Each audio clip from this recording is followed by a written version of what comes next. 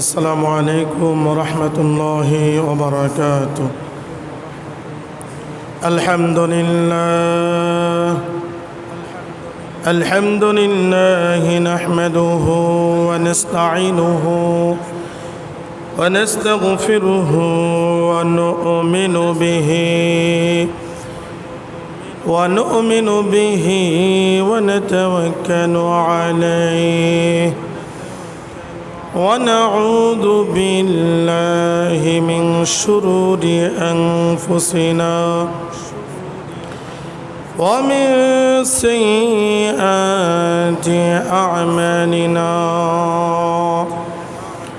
من يهد الله فلا مضل له ومن يضلله فلا هادي له ونشهد أن لا إله إلا الله وحده لا شريك له ونشهد أن سيدنا وسندنا وحبيبنا وطبيب قلوبنا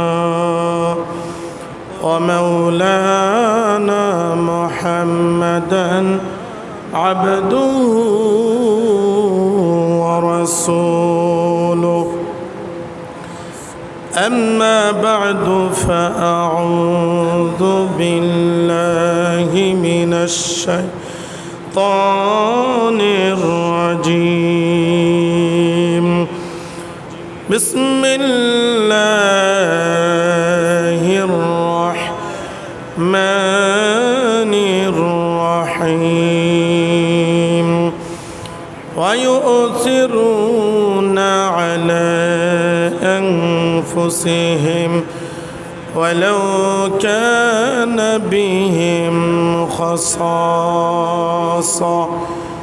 وقال رسول الله صلى الله عليه وسلم: ليس منا من لم يرحم صغيرنا ولم يوقر كبيرنا فليس منا. وقال تعالى: إن الله وملائكته يصلون على النبي يا أيها الذين آمنوا صلوا عليه وسلموا تسليما. شكرا درود إبراهيم পড়ি। اللهم صل على محمد وعلى آل محمد كما صليت على إبراهيم وعلى آل إبراهيم إنك حميد مجيد. اللهم بارك على محمد وعلى آل محمد كما باركت على إبراهيم وعلى آل إبراهيم إنك حميد مجيد.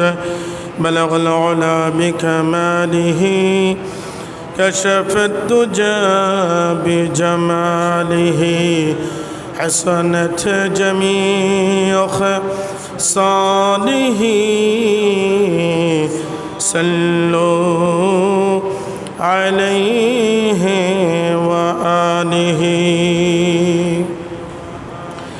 الحمد لله আল্লাহ তাআলা জাল্লা জালালুহু আম্মা নওয়ানুর দরবারে লাখ কোটি শুকরিয়া আজ মহান আল্লাহ রাব্বুল আলামিন আমাদেরকে হাজারো ব্যস্ততাকে অপেক্ষা করে আল্লাহ তাআলা দয়া করে মায়া করে মসজিদে আসা এবং বসার তৌফিক দান করেছে।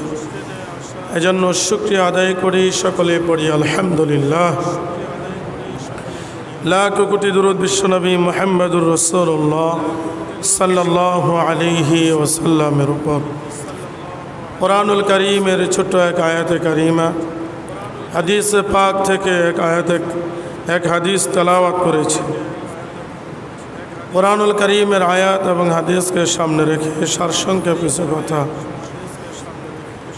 আয়াতে কারিমার ভিতরে আল্লাহ তাআলা আত্মীয় স্বজন সম্পর্কে, আত্মীয়তার হক সম্পর্কে, আত্মীয়তার গুরুত্ব সম্পর্কে কিছু কথা বলেছেন এবং নবী করিম সাল্লাল্লাহু আলাইহি ওয়াসাল্লাম এই বিষয়টাকে সামনে রেখে অনেক হাদিস বর্ণনা করেছেন।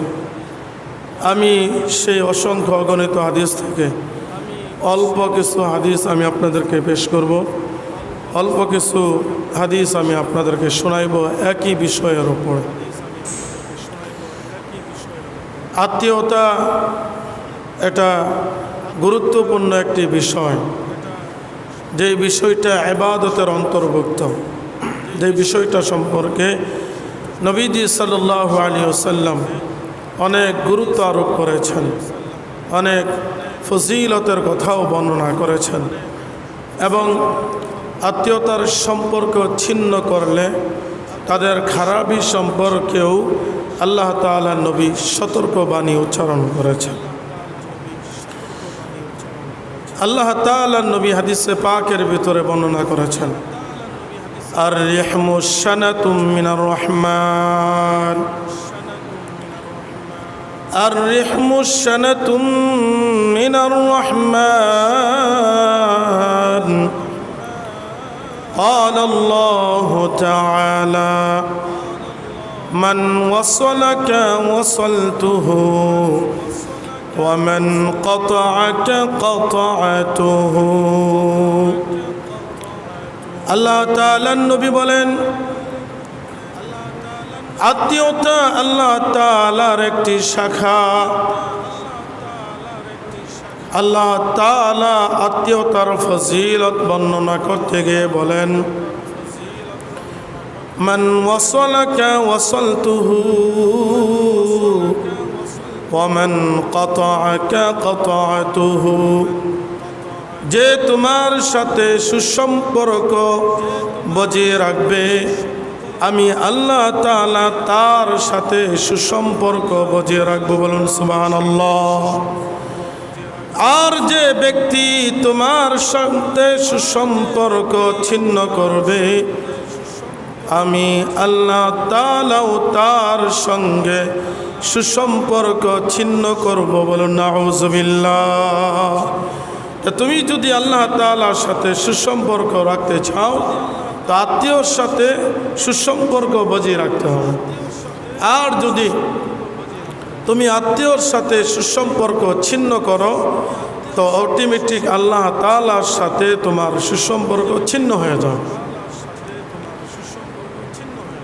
আত্মীয়তার ফজিলত বর্ণনা করতে গিয়ে ভিন্ন হাদিসে পাকের ভিতরে নবীজি সাল্লাল্লাহু আলাইহি ওয়াসাল্লাম বলেন,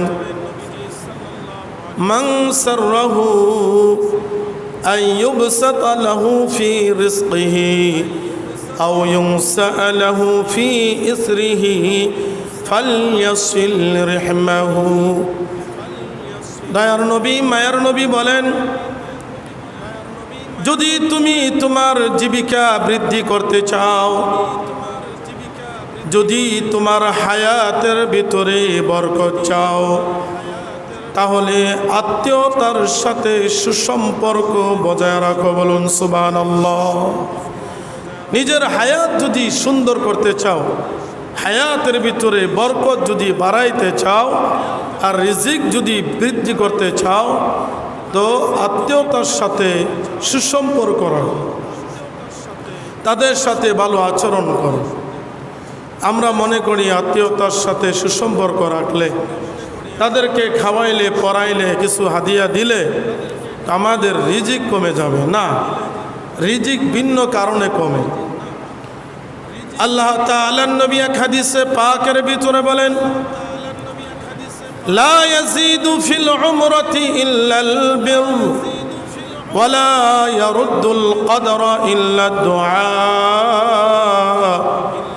ওয়া ইন্নার রাজুলা লা ইউহরামুর রিজকা বিখাতিআতিন ইয়ামালুহা। আল্লাহ তাআলার নবী বলেন, দোয়া ব্যতীত অন্য কিছু ভাগ্যকে ফেরাতে পারে না, নেক আমল ব্যতীত অন্য কিছু হায়াতের ভিতরে বরকত আনতে পারে না। আর মানুষের কৃত পাপের কারণেই মানুষ তার রিজিক থেকে বঞ্চিত থাকে। বলুন নাউজুবিল্লাহ। তো দোয়ার দ্বারা আপনার ভাগ্যও পরিবর্তন হয়ে যেতে পারে। দোয়া এমন এক হাতিয়ার, এমন এক শক্তি যে দোয়ার দ্বারা আপনার ভাগ্য পরিবর্তন হয়ে যাবে, আপনার নসিব পরিবর্তন হয়ে যাবে। আর নেক আমলের দ্বারা হায়াতের ভিতরে বরকত হয়ে যায়, বরকত চলে আসে, হায়াতের ভিতরে বরকত বৃদ্ধি পায়। রিজিক কমে নিজের পাপের কারণে, নিজের গুনাহের কারণে, নিজের অন্যায় ত্রুটির কারণে। আল্লাহ তাআলার নবী বলেন, তোমার রিজিক কমায়া দেওয়া হয়। রিজিক একটা ছিল, তার সুন্দর সংসার চলতে ছিল, হঠাৎ করে গুনাহের কারণে তার লিখিত রিজিক আল্লাহ তাআলা কমায়া দিয়েছে। আত্মীয় স্বজনদেরকে খাওয়াইলে রিজিক কমে না, বরং নিজের পাপের কারণেই, নিজের অন্যায়ের কারণেই রিজিক কমে যায়। আত্মীয় স্বজনদের সাথে সুসম্পর্ক যদি কেউ ছিন্ন করে, তার খারাপি সম্পর্কে আল্লাহ তাআলার নবী হাদিসে পাকের ভিতরে বর্ণনা করেন, লা ইয়াদখুলুল জান্নাতা কাতিউন। আত্মীয়তার সম্পর্ক ছিন্নকারী আল্লাহ তাআলার জান্নাতে যেতে পারবে না। বলুন নাউজুবিল্লাহ। অত্যন্ত গুরুত্বপূর্ণ এক হাদিস। আত্মীয়তার সাথে যদি তুমি সম্পর্ক ছিন্ন করো, সম্পর্ক যদি তুমি নষ্ট করে ফেলো, তো আল্লাহ তাআলার জান্নাতে তুমি যেতে পারবে না। এই হাদিসের দ্বারা বিষয়টা কি হালকা মনে হয় না? কঠিন, অনেক কঠিন। এমন তো না যে সে সারা বছর আপনার বাড়ির ভিতরে পড়ে থাকবে, ব্যাপারটা কি এরকম না। দেখা গেল বছরে 2-1 আসে। আপনি যদি তার সাথে ভালো আচরণটা না করেন, নবীজি বলেন তুমি জান্নাত পাবা না। মেহমান যদি চলে আসে, আত্মীয় যদি তোমার বাড়ির উপরে চলে আসে, তার যত্ন সহকারে মেহমানদারি করবে। অতিথি পরায়ণতা সুন্দরভাবে যদি তুমি করো, তোমার ফজিলত সম্পর্কে আল্লাহ তাআলার নবী হাদিসে পাকের ভিতরে ঘোষণা করেছেন, মা কানা ইউমিনু বিল্লাহি ওয়াল ইয়াউমিল আখির ফালইউকরিম দাইফাহু। আল্লাহ তাআলার নবী বলেন, যে ব্যক্তি আল্লাহ এবং আখিরাতের উপরে ঈমান আনয়ন করে, ঈমান রাখে, সে যেন মেহমানের সাথে যত্ন নেয়। সুবহানাল্লাহ। মেহমানের যত্ন সে যেন নেয়, মেহমানের মেহমানদারি যেন সে করে। যদি সে আখিরাতের উপরে ঈমান রেখে থাকে, আল্লাহর উপরে যদি সে ঈমান আনয়ন করে থাকে, সে যেন মেহমানের যত্ন নেয়, সে যেন মেহমানের সাথে ভালো আচরণ করে, সে যেন যত্ন সহকারে মেহমানদারি করে। যত্ন সহকারে মেহমানদারি করা এটা দিলের ব্যাপার, অন্তরের ব্যাপার। অন্তর যদি কারো পরিশুদ্ধ হয়, সুন্দর হয়, তাহলে সে যত্ন সহকারে মেহমানের মেহমানদারি করতে পারবে, ঠিক কিনা? মেহমানের মেহমানদারি সম্পর্কে আল্লাহ তাআলার নবী ভিন্ন হাদিসে পাকের ভিতরে বলেন, কেউ যদি যত্ন সহকারে মেহমানের মেহমানদারি করতে পারে, নিরাপত্তার সাথে আল্লাহর জান্নাতের মেহমান হয়ে যেতে পারবে। সুবহানাল্লাহ। নিরাপত্তার সাথে আসানের সাথে শান্তির সাথে আল্লাহ তাআলার জান্নাতের মেহমান হয়ে যাবে। সুবহানাল্লাহ। আল্লাহ তাআলার নবী বলেন উবুদুর রহমান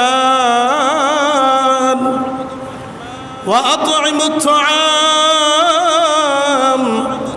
ওয়া আফসুস সালাম তাদখুলুল জান্নাতা বিসালাম।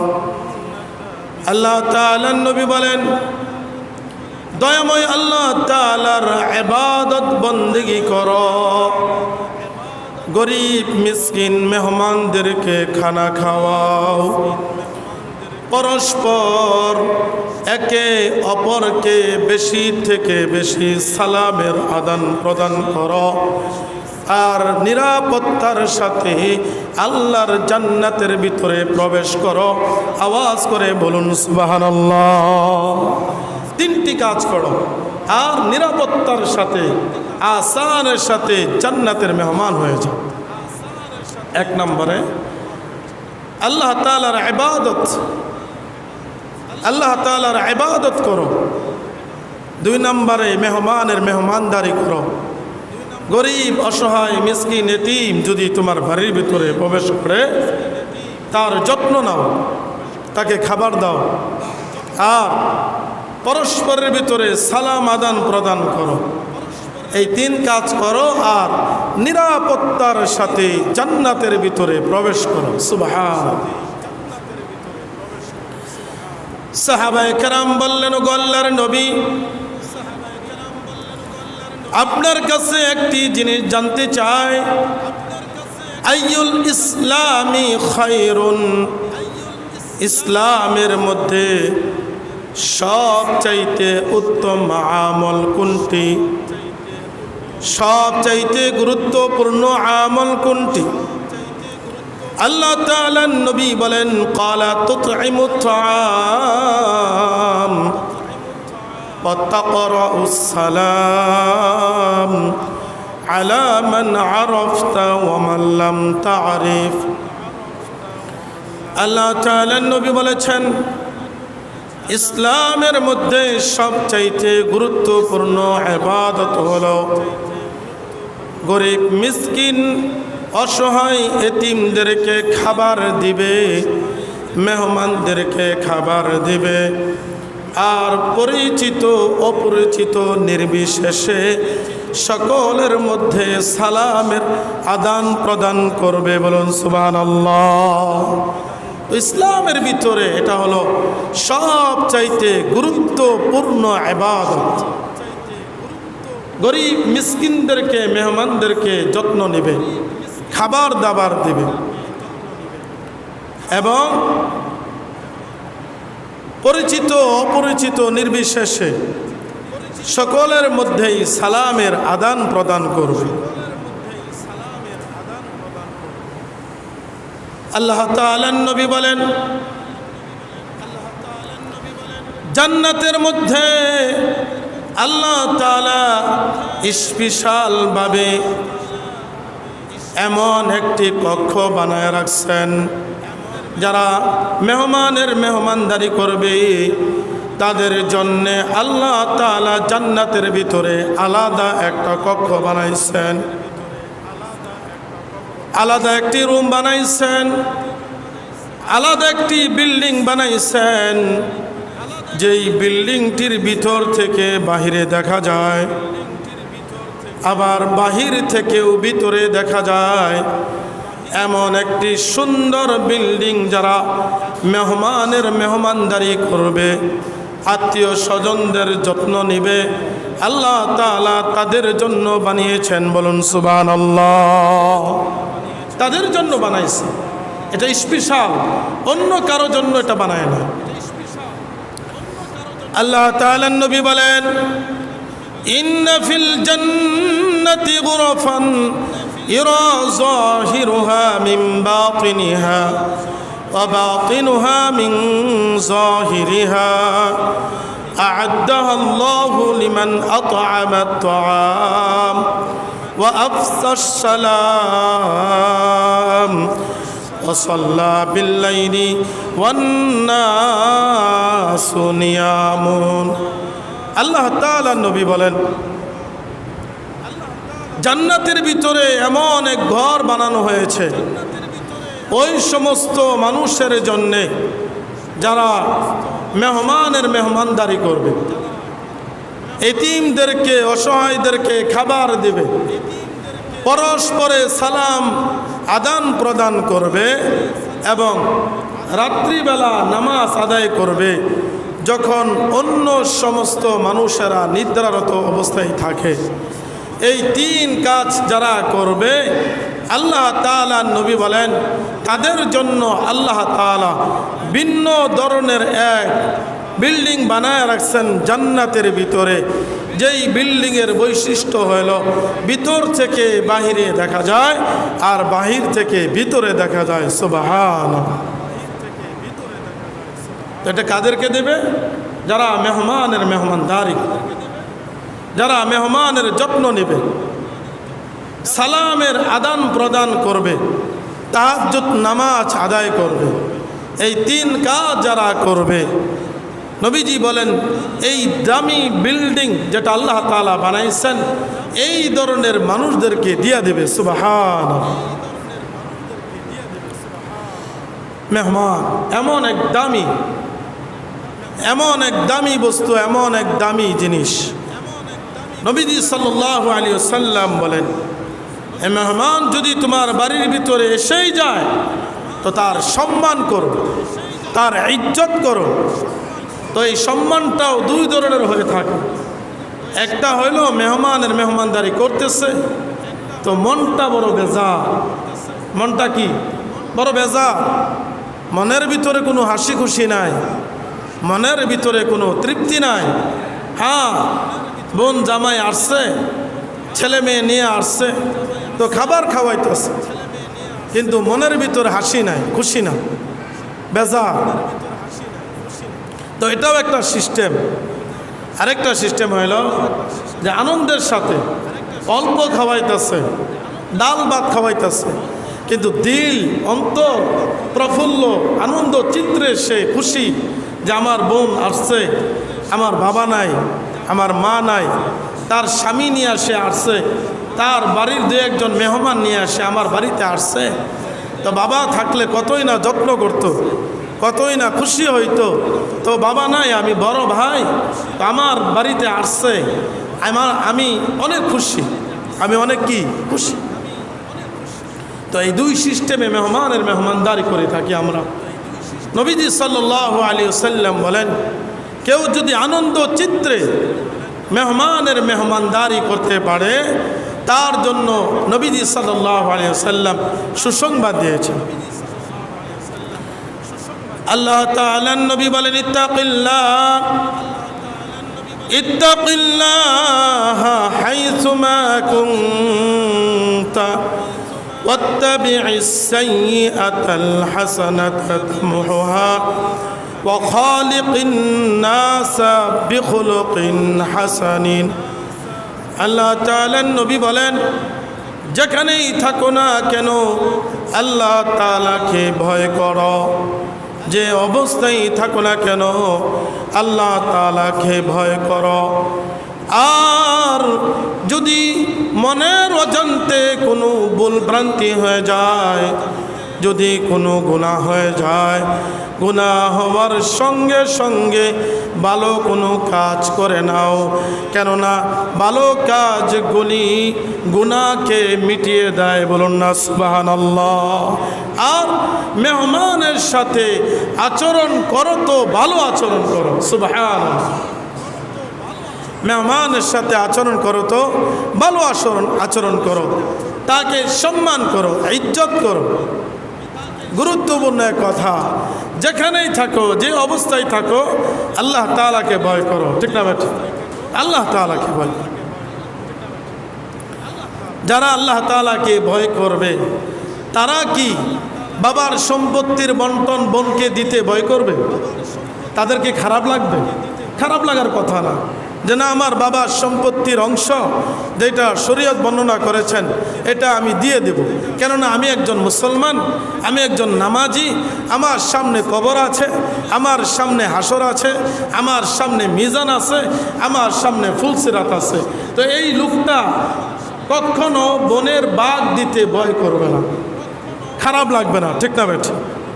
এই জন্য যে অবস্থায় থাকো রবকে ভয় করো, আল্লাহকে ভয় করো। আর যদি মনের অজান্তে গুনাহ হয়ে যায়, সাথে সাথে ভালো কোনো কাজ করো, ভালো কাজ করো। একটা গুনাহ হয়ে গেছে, 2 রাকাত নামাজ আদায় করে রোনাজারি করো, কান্নাকারি করো যে রব মনের অজান্তে হয়ে গেছে, বুঝি নাই। তো সাথে সাথে নবীজি বলতেছেন ভালো কাজের দ্বারা এই মন্দ কাজটা মিটে যাবে, সুবহান, মিটে যাবে। আর আচরণ করো তো ভালো আচরণ করো, মানুষের সাথে ভালো আচরণ করো, ভালো ব্যবহার করো।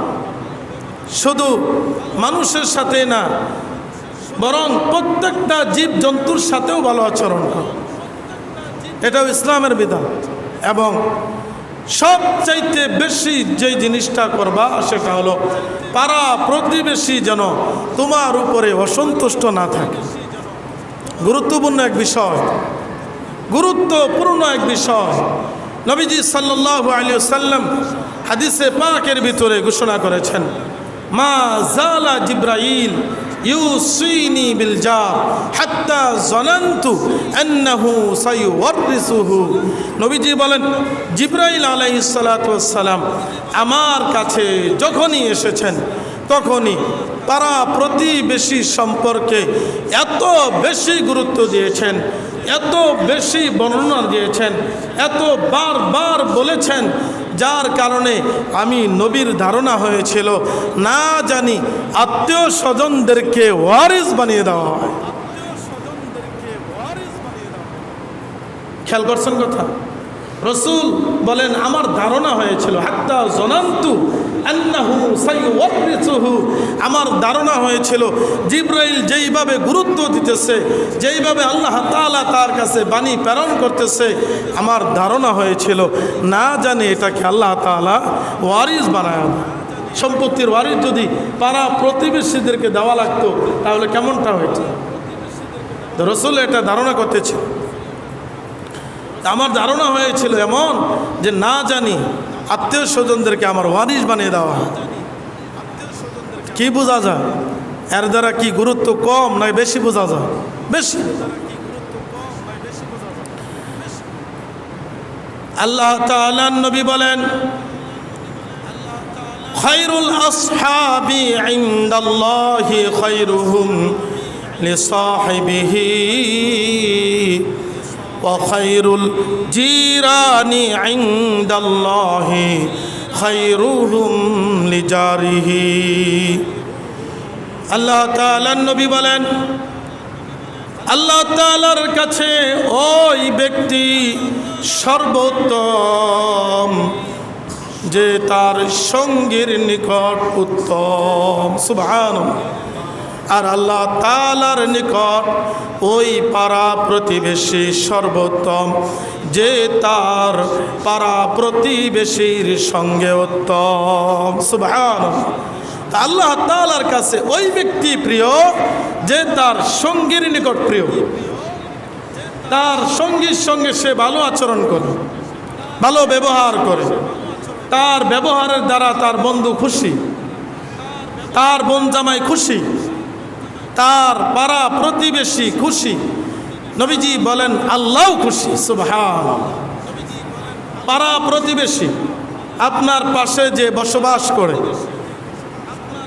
সে যদি আপনার ব্যবহারে, সে যদি আপনার আচরণে সন্তুষ্টি থাকে, নবীজি বলেন আল্লাহ তার উপরে সন্তুষ্টি। সুবহানাল্লাহ।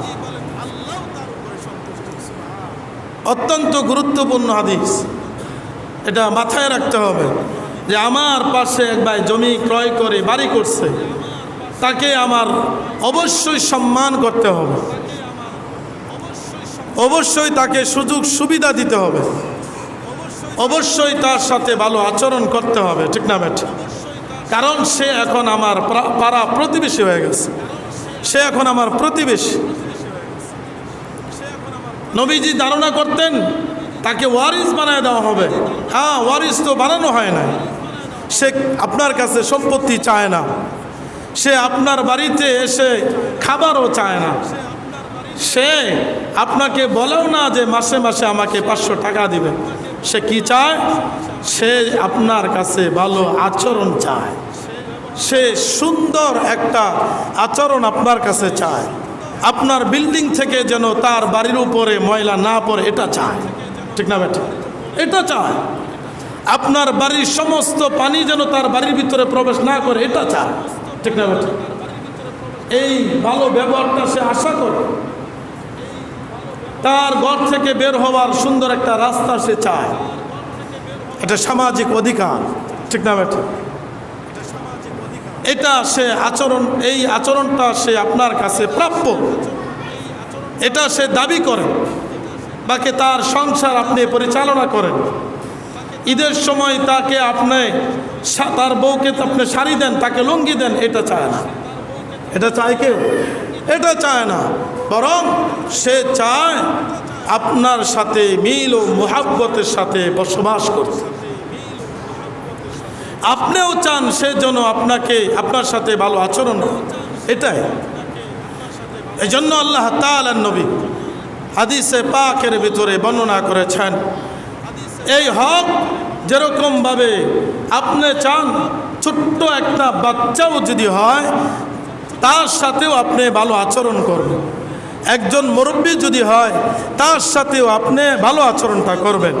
একজন আলেমও যদি হয় তার সাথেও আপনি ভালো আচরণটা করবেন। করলে কি হবে? আল্লাহ তাআলার নবী বলেন, লাইসা মিন্না মান লাম ইয়ারহাম সাগীরানা ওয়া লাম ইউক্কির কাবীরানা। নবীজি বলেন যে ছোটদেরকে স্নেহ করে না, বড়কে সম্মান করে না, সে আমার দলভুক্ত না, সে আমার দলের অন্তর্ভুক্ত না। রসুলের দলভুক্ত হতে হবে জান্নাত পেতে হলে, রসুলের দলের অন্তর্ভুক্ত থাকতে হবে রবকে খুশি করতে হলে, ঠিক না বেঠিক? রসুল বলতেছেন ছোটকে মোহাব্বত করে না, স্নেহ করে না, ভালোবাসা দেয় না, আদর করে না, এটা আমার দলের অন্তর্ভুক্ত না। মুরব্বীদেরকে সম্মান করে না, ইজ্জত করে না, সেও আমার দলের অন্তর্ভুক্ত না।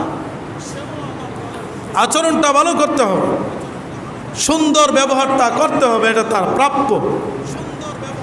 আর যদি কোনো দোষ ত্রুটি থেকে থাকে তার সম্মান রক্ষা করতে হবে। পারবেন তো ইনশাআল্লাহ? এমন কোনো মানুষ নাই যে বুকের উপরে হাত দিয়ে বলতে পারবে রসুলরা নবীরা ছাড়া যে আমার কোনো ত্রুটি নাই, আমার কোনো অন্যায় নাই। যে এই কথাটা বলবে সেও একটা অন্যায় করলো, ঠিক না ভাই? ঠিক। যদি কেউ বলে আমার অন্যায় নাই, ত্রুটি নাই, সেও একটা অন্যায় করলো। যে এই কথাটা বলা এটাও একটা অন্যায়। ক্লিয়ার? নবীজি বলেন তোমার পাড়া প্রতিবেশী তোমার সাথে সম্পর্ক রাখে, তোমার গ্রামে বসবাস করে, তোমার থানার ভিতরে বসবাস করে, তার যদি কোনো ত্রুটি তোমার চোখের সামনে ভেসে ওঠে, তার ইজ্জত আর সম্মান রক্ষা করা তোমার দায়িত্ব। তোমার লাভ কি হবে? আল্লাহ তাআলা নবী বলেন, মান রাদ্দা আন ইরদি আখিহি রাদ্দাল্লাহু আন ওয়াজহিহিন নার ইয়াউমাল কিয়ামাহ। আল্লাহ তাআলার নবী বলেন, কেউ যদি তার ভাইয়ের ইজ্জত সম্মান রক্ষা করে, আল্লাহ তাআলা কিয়ামতের ময়দানে তার চেহারাকে জাহান্নামের আগুন থেকে হটিয়ে দেবেন। বলুন সুবহানাল্লাহ। চেহারা জাহান্নামের আগুনে স্পর্শ করবে।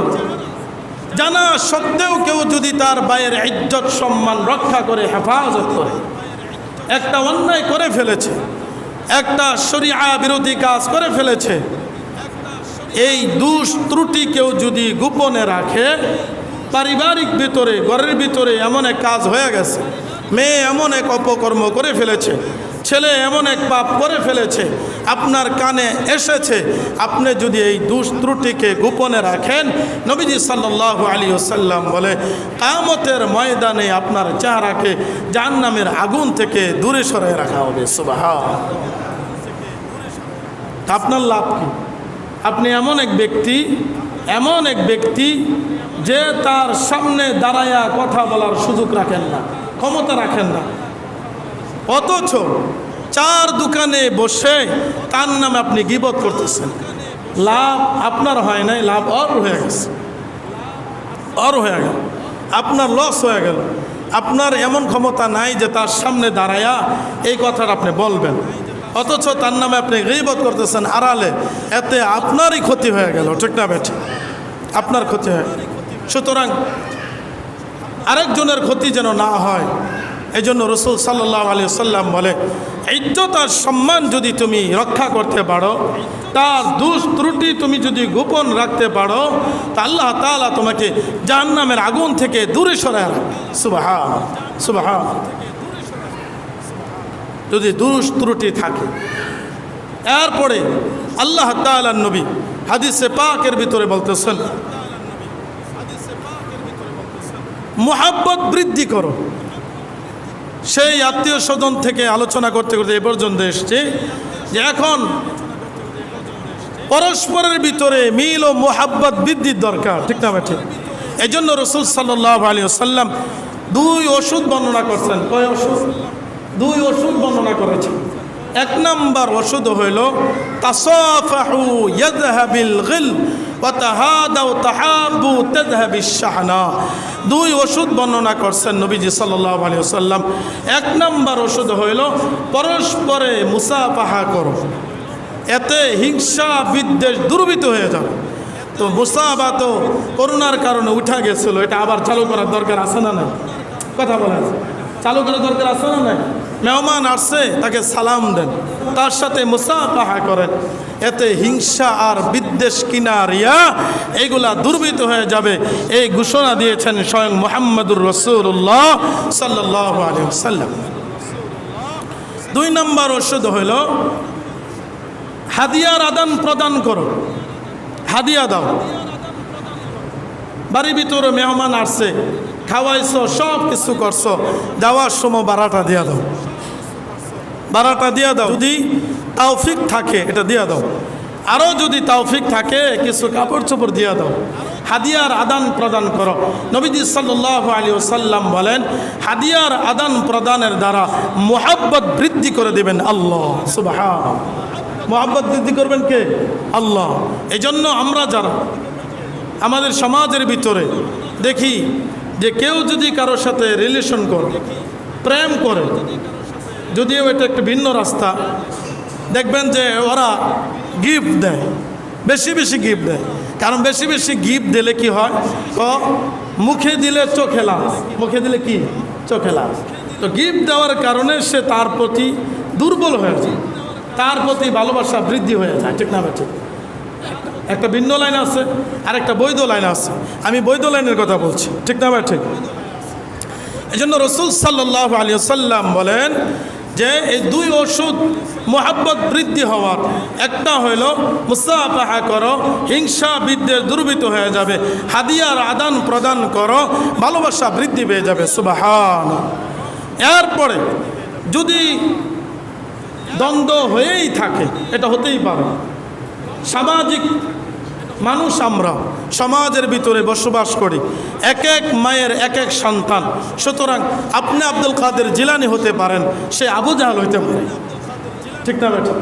আবু জাহল তো মানুষের পেটে আসছে। ঠিক না বেটা? নাকি ভিন্ন আসমান থেকে পড়ে গেছে? না, আসমান থেকে পড়ে নাই। তো আপনি আব্দুল কাদের জিলানী হতে পারেন, সে আবু জাহল হইতেই পারে। সুতরাং দুইজনের ভিতরে দ্বন্দ্ব হয়ে যাইতেই পারে। এখন এই দ্বন্দ্ব যদি আপনি মিটাইয়া দিতে পারেন, এর ফজিলত সম্পর্কে নবীজি সাল্লাল্লাহু আলাইহি ওয়াসাল্লাম আজীব এক হাদিস বর্ণনা করেছেন। নবীজি বলেন, আমি কি তোমাদেরকে নামাজ, রোজা, সাদাকার চাইতেও উত্তম আমলের কথা বলবো না? সাহাবায়ে কেরাম বললেন, অবশ্যই বলবেন। নবীজি সাল্লাল্লাহু আলাইহি ওয়াসাল্লাম বললেন, ক্বালা ইসলাহু যাতিল বাইন, যে পরস্পরের মধ্যে বিবাদ হলে এটা যদি তুমি মিটাইয়া দিতে পারো, এর দ্বারা নামাজ, রোজা, সাদকার চাইতেও বেশি ফজিলতের আমল তুমি করলে। সুবহানাল্লাহ। ওয়াফাসাদু যাতাল বাইনি আল হালিকা, আর যদি দ্বন্দ্ব লাইগা রইছে, তুমি আরেকটু খোসা দিয়া বাড়াইয়া দিলা, আগুন জ্বলতেছে ফু দিয়া বাড়াইয়া দিলা, কেরাসিন মাইরা দিলা, নবীজি সাল্লাল্লাহু আলাইহি ওয়াসাল্লাম বলেন তুমি ধর্মকে, তোমার আমলকে বরবাদ করে দিলা। আমলকে বরবাদ করে দিলা, দিন ও ইসলামকে মুলটপাটন করে দিলা, তুমি বড় ক্ষতি করে দিলাম। ঝগড়া চলতেছিল, প্রাথমিক ঝগড়া, সকালবেলা 2 বাচ্চা লাগছে, তো এটা নিয়ে কথা কাটাকাটি হয়েছে। তো তুমি এমন এক প্যাচ লাগাই দিছ, ও শুনছো নি কি, ও বাজারের ভিতরে যে তোমার নামে এই সেই সমানে বলতেছে। তো রাগ হয়ে যে সে আমার বয়সে ছোট, আমার এইগুলো বলছে, তো লাঠি নিয়ে বের হয়ে গেছে, যে একবারই মাইরা মাথা ফাটায় লাইছে। আছে না নয়? তা তুমি নিজের আমলকেও বরবাদ করলা, আরেকজনের ক্ষতি করলা, দিন ও ইসলামকে মুলটপাটন করে দিলে। আমরা কোনটা করব ভাই? ইসলাহু যাতাল বাইন, আমরা ফাসাদকে মিটায় দেব। পারবো তো ইনশাল্লাহ? পারবো তো ইনশাল্লাহ? ওয়াদা করেন, পারবো তো ইনশাল্লাহ? ঝগড়াঝাটি করবো না। যদি কারো বন্ধু বান্ধবের সাথে ঝগড়া লেগে থাকে, তো আমরা ওটার ভিতরে কেরোসিনের আগুন ঢেলে দেব না, বরং মীমাংসা করে দেব। আল্লাহ তাআলা আমাদেরকে জান্নাত দেবে। সুবহানাল্লাহ। আল্লাহ সুবহানাহু ওয়া তাআলা আমাদের সকলকে জেনে জেনে আমল করার তৌফিক দান করুক। আমরা বলি আমিন। ওয়া আখিরু দাওয়ানা আনিল হামদুলিল্লাহি রাব্বিল আলামিন।